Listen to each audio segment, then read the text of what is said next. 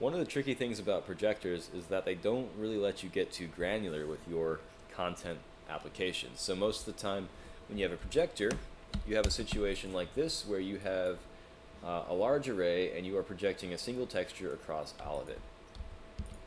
However, this doesn't really let you get too specific with where your content shows up. You may want the center cluster to be omitted. You may want a very specific LED outline for each panel. You may want formations and shapes inside, and additionally, masks also come into play when you start creating your strobe effects with the strobe tool, which is also an option in GeoPix 1.0. It's a new tool that we have added recently, and we'll be talking about that in this series later on. But for now, masks serve a much more foundational purpose to content projection, right?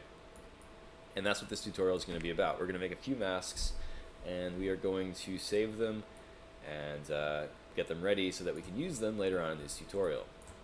So without wasting any more time, let's just jump into it. And the first thing we want to do is get our LEDs back on. So I'm going to set live data in the Pixelite Assistant, and as you can see, we are one-to-one, good to go. Okay, cool. So I'm going to move this projector back some, and I'm actually going to toggle on a new parameter we haven't talked about called color override. So if I turn this on, everything goes dark, and what I want to do now is set a color, a dim color, maybe 60 is fine. And this is going to help us see our mask shape as we select it, which is going to be a little bit more useful than a texture, which is a bit more distracting.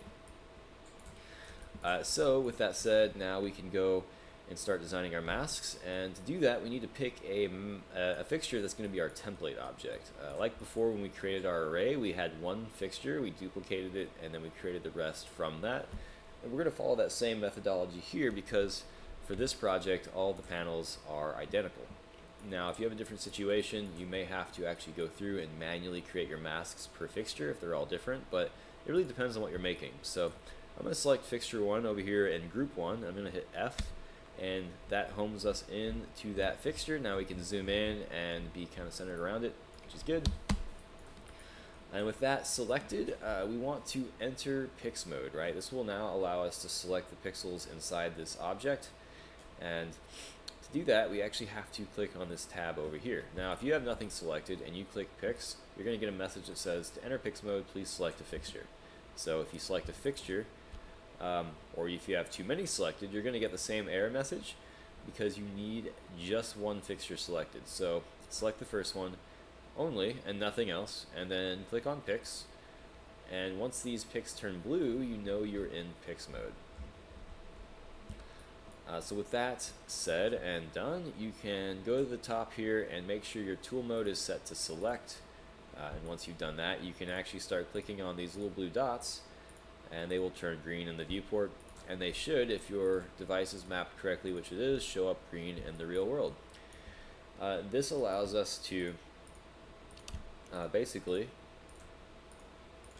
verify our selection in real life, and it helps with mapping. If you're mapping and you're having weird results, this can help you identify which pixel is actually being mapped to what physical pixel, but that's a whole different situation. For now, we're just going to use this selection system to select some pixels and then turn it into a mask. So to do the first one, I'm just going to select the corners here. Maybe we'll do some kind of a corner effect, maybe the squares in the corner, which is a very fractal-like look. And to select multiple pix, I should have mentioned this, all I'm doing is holding shift and shift selecting. If you hold control, you will deselect. So it's very much like the rest of the software in that regard. So once you've selected some pix, you'll see they light up in the real life, and it kind of helps to see the pattern over there on the real LEDs. You can zoom out and get a better representation in GeoPix as well. Once you've done that, to actually save this as a mask, because right now it's just a selection, you want to open up the Fixture Editor tab. And once you do, you'll be presented with one of two screens. If you don't see the mask editor, you want to click on this drop down that you'll have and go from channel map, which might be what you see, go to mask map. And once you do that, you'll be in this pseudo 2D viewport over here, which you can navigate by either scrolling up and down or holding Alt and right mousing and moving around that way. The navigation here works the same way as it does in the I/O, and so if you are comfortable with that, you should have no problems navigating here. And if you get lost, if things get moved off of the screen, left, right, top, bottom, just hit the little home icon and it'll take you back to square one. Okay, so I'm going to name this mask something short. I recommend keeping them under 4 characters because that's currently what you can see inside the labels. That'll probably change in the future, but for now, let's just call this corner C1.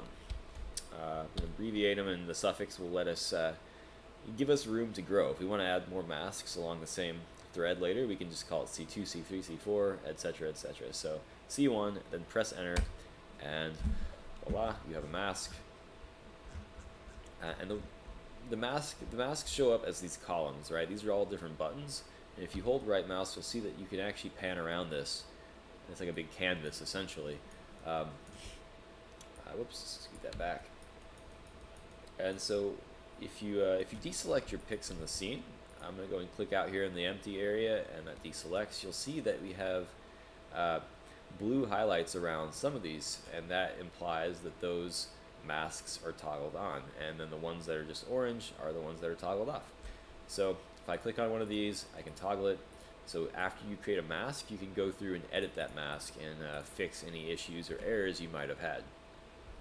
Additionally, if you select multiple picks in the scene, and then you toggle one of these buttons, it will toggle everything that is selected. So that's a way of toggling more than just one. You just need to have those selected in the scene, and you can toggle them here. So that's all well and good. So let's go ahead and home, and let's go ahead and make a few more masks. Let's make an edge.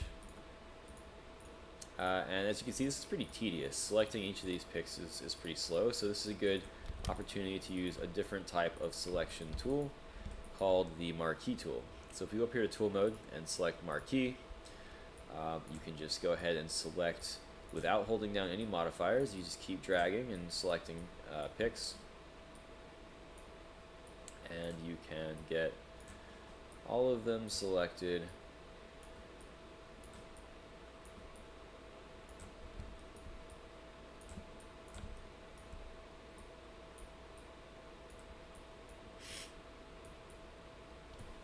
Like so. And once you've done that, if you look in real life, yeah, it looks like our edge LEDs are all properly selected, so we can just call this edge E1, hit enter, save that. So that's pretty cool. And so from here, let's make a few other masks. Let's go ahead and, with marquee mode selected, let's go ahead and select a vertical strip, and maybe a horizontal strip. That's looking good, cool. So we'll call this P1 for +1.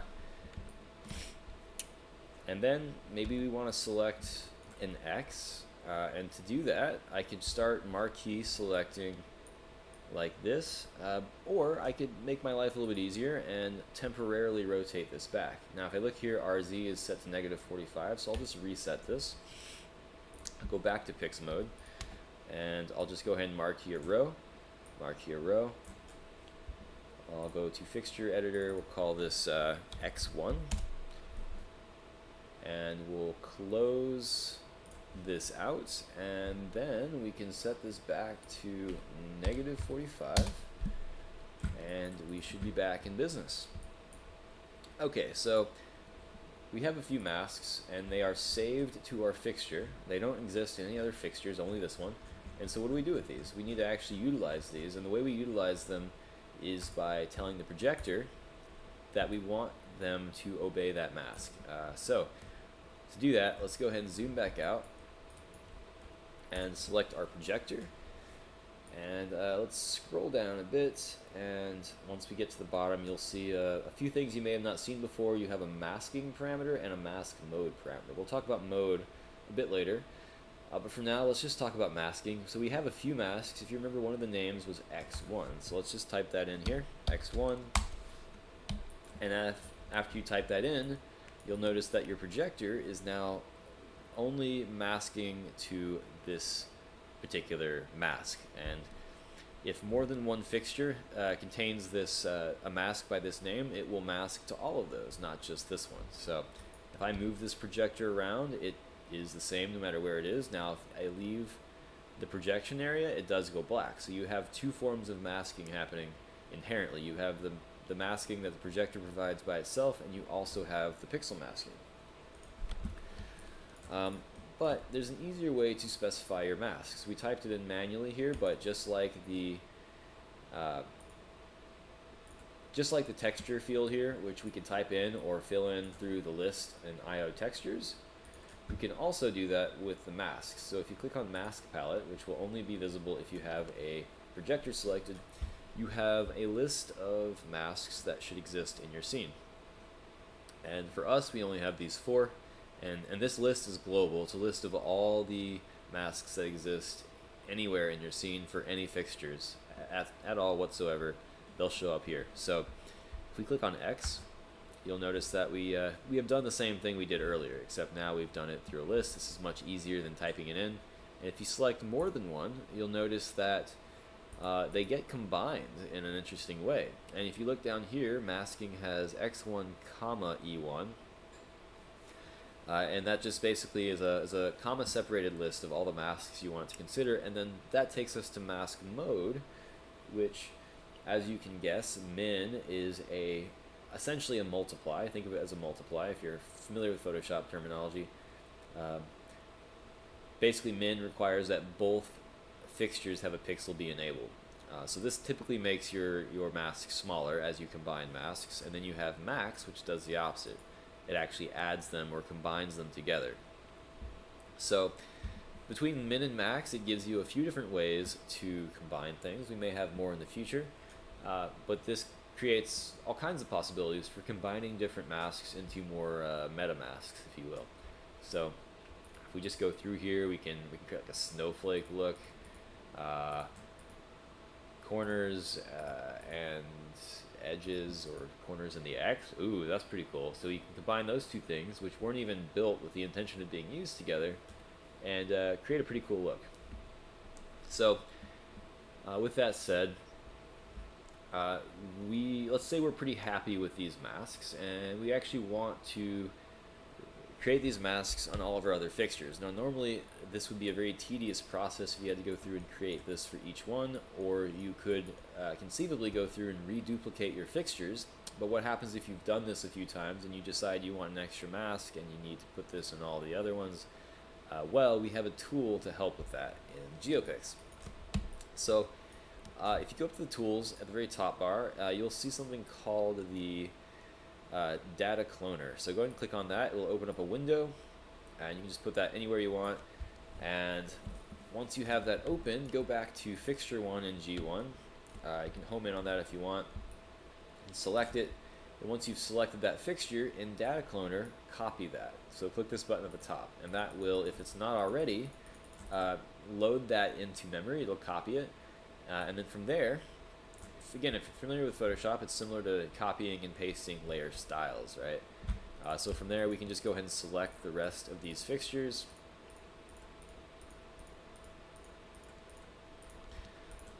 Each and every one. And as you can see, we have them all selected. Now I'm going to do something that's going to save me some time down the road here, so I don't have to constantly select these over and over again. I'm going to, with these other fixtures selected, excluding that first one, we're going to create a selection set. And a selection set, it shows up in the viewport as like a little icon. You can put it anywhere you want, doesn't matter. In fact, I'm going to put this pretty close to the origin, just scoot it up a little bit, and I'll call this selection set targets. And so what you do with this, it's very convenient. Once you have a large object list like this that you want to select quickly, you can just click on it, double click on it, and it will select that for you. As you can see, all of our fixtures are selected. You can also select this fixture set and then click select set, or you can do the double click operation in the outliner. Any of those options will work just fine. So with that said, we have our fixture one copied as a source, and we have a few interesting things going on in the UI here, so let's go and talk about these. At the moment, the only type of data you can copy is hulls, pix, and pix masks. So you can copy the entire pix database that's stored within every fixture. So in this case, I could take everything, you know, the positions, the coordinates, the channels, the masks, everything, copy that to all the other fixtures, and that would actually be the easiest way to get this information over here. But going to take a slightly deeper dive into this tools, because you may be doing something similar, but you may have different strip arrangements. Perhaps you're drawing strips out on a surface and they're not all in the same position or arrangement. So in that case, you can use this Pixmasks subcategory, and it opens up a lot more options here. As you can see, we have our masks that you probably remember us creating here. We have a scroll bar. Once we get more, we'll be able to scroll down. We have an extend mode. And what this extend mode, this actually doesn't matter too much to us here in this tutorial, because all of our fixtures are uniform in length. But if you have a fixture one that is 50 pixels long, and then maybe you have one here that is 100 pixels long or 150, this will allow you to repeat that mask over the rest of the strip as if it's a repeating texture. So we're not going to worry too much about it. That's going to be a tutorial on its own talking about how to use this in depth, but for now we just want to copy the masks with no special settings from this source, which we already have copied, to all the targets, which we have selected. So we'll just go to P1, and you can select multiple options here. You can just select one. We're going to do one for now. And we will just add two masks. Now if it's not there, it'll get created, and if it is there, it will simply add it. And you can also subtract and intersect depending on what you want to do. So you can do some kind of cool compositing of masks. And again, this is a tutorial all on its own. There's a lot you can do here, but for now we're just going to do add, and we'll go through here, and okay, we added C1, and as you can see, now we have the edges lit up for all of our fixtures. Now I'm just going to go and select the rest of these and show you that we can copy all at once. And once you've done that, we're done. We are fully up to date. We have fixture one copied to everything else, and we can close the data cloner. Now if you want to go back and use this again later, where are you, data cloner? It's at the top. The copy source is going to be still there. So all you have to do is double click your selection set and get to it. You can just start copying your masks. So with that said, now we have a nice set of masks that we can start playing with. So with our projector, we can turn off color override, and we have a pretty nice, pleasing looking mask, but we have a very simple texture underneath. This is just the default texture. Nothing crazy going on at all. But we can definitely start experimenting with some of these clips that we had from the last tutorial and just drop them in here, and it does quite a lot of different things visually when you can mask them out like that. This would be an interesting way to create different themes in a show, you know, progression of some kind. Maybe a softer edge to more minimal to more like extreme full-on color. So you can see here we just have things applying through the masks, and but let's take this a step further. We have this projector, we just have one. Let's go and duplicate it. I'm going to scoot this back a little bit so we can see them both. And now that we have that back a little bit, let's choose a different texture for this projector. Let's choose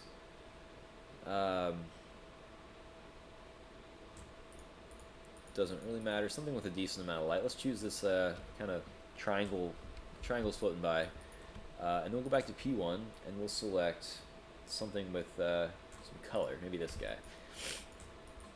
So alright, let's go ahead and select both of these, and let's clear our masks, and let's select P1, which is the color one, and let's put that on the edge. And then with the P2, which has our black and white texture, we can, say, put this on any of these other areas, really.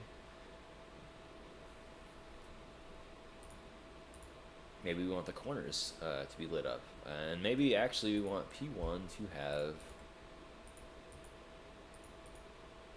the X. So now we have like this kind of contrasty situation where we have one piece of content hitting the corners and another piece of content hitting the middle. And if you are looking at the viewport, you can kind of see it gives you the same result. If we want something that was a little bit less noisy, we could go with something like this, right? That's pretty neat. We got this pattern whizzing by on the corners, but then we have a slower texture going through the X. And you know, we could go through here and try out different sets, right? We could do this instead, where we have the edge going slow, we have the middle going fast like this. We can do something like this. There's so many ways to use this tool and use masking with, you know, all the other things you can do with projectors. It's truly unlimited in terms of the number of looks you can achieve with basically 4 or 5 textures, you know, ramps even. You don't really need anything that complicated. So that's pretty cool, and there's a lot you can do with this, and I hope that kind of illuminates the path for you a little bit. Let's see, I guess there's one other thing we should do while we're here, and that is something I won't talk too much about here. We're going to make some more masks, and these masks are actually going to be used later in another tutorial for our strobe system. And strobes, as you can imagine, be a very cool and impactful way to do things momentarily, and strobe system uses masks as well. It leverages them to create animations that cycles through different masks, and it's a much more fixed system. And so again, we'll explain it more later, but for now we just need to make the masks that we're going to use. So I'm going to go and delete P2 and P1. We'll just go ahead and color override. Let's go ahead and get rid of the mask, and let's go ahead and go back to fixture 1 and go back to pix mode.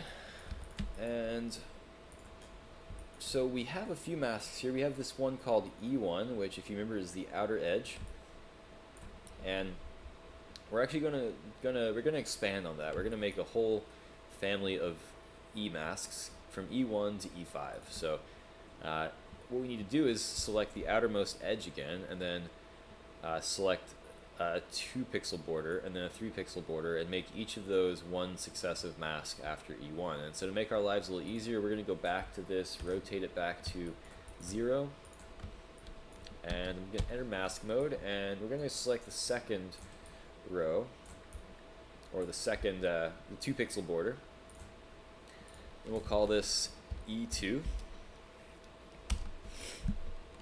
and then we can select a 3 pixel border,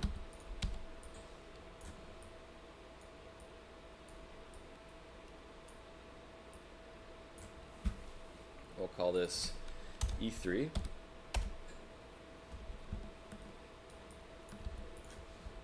and then we'll select a 4 pixel border, and we'll call this E4, and then we can simply deselect, hit Control A, select everything, and we'll call this E5. So that's quite a lot of masks that we have. And while we're here, let's make one more set that could be kind of interesting, and we're going to actually rotate this back to -45. If we go back to our projector, let's just remind ourselves what we have. We have all the E's, we have C, and we have P and X. All of these could actually become quite interesting animations. So we'll do the X one. And actually this would require us to rotate it. No, you know what? Yeah, let's do X. Alright, so we'll do X. So that means we need to rotate fixture 1 back to 0. Let's go back to pix, and then let's go ahead and select that initial X. Remember, we're looking at this rotated. And so let's just go ahead and grow that by 1 pixel, right? Let's go and select 1 more pixel on either side. So we'll go to fixture editor, we'll call this X2, and then we'll do this again.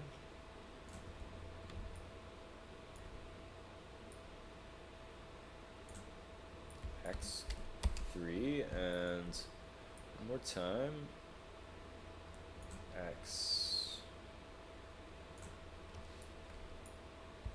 X4, and then we can just select everything and do X5. It was a pretty interesting looking graph of masks now. Okay, I think that's fine. You can go a lot further and you can make as many masks as you want. It will increase your file size, but other than that, it should be just fine. It may take a little bit longer to load, etc., but once it's loaded, everything should be basically the same speed. Alright, so let's put this back to where it was, -45. And if we want, we could select our projector and just kind of verify that all these look correct before we copy them to our other ones. So there's X1, X2, X3, X4, and then we have E1, E2, E3, E4, and E5. So we're looking good. So real easy to finish this off. All we need to do is